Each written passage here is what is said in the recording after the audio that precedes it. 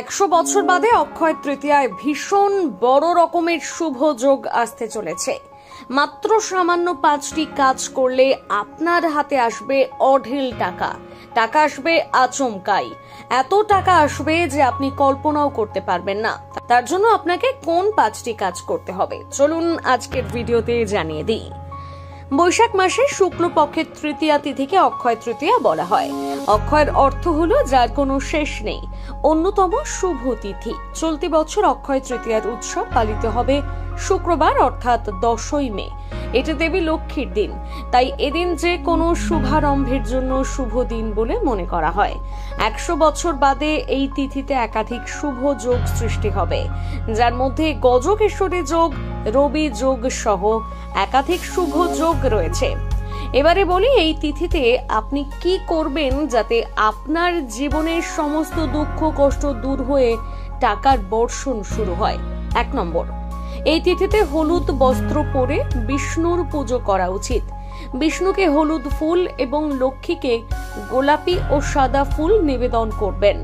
এরপর ঘিয়ের প্রদীপ জ্বালিয়ে লক্ষ্মী নারায়ণের সামনে রেখে তাদের উপাসনা করুন, লক্ষ্মী নারায়ণের পুজো করুন।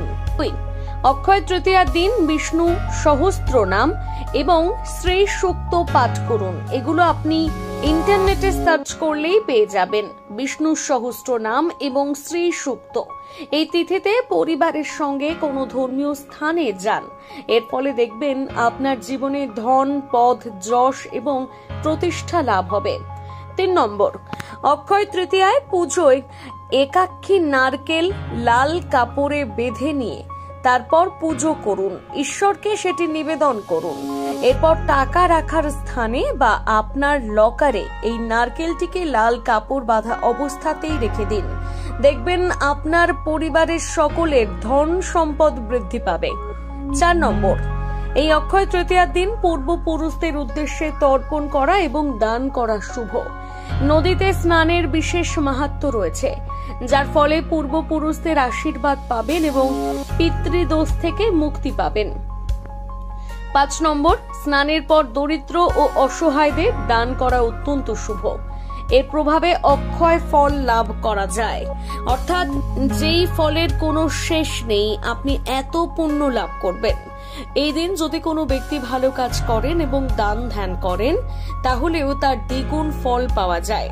এই 5টি কাজ করেই দেখুন অক্ষয় তৃতীয়ার দিন, দেখবেন জীবনে পরিবর্তন আসতে বাধ্য।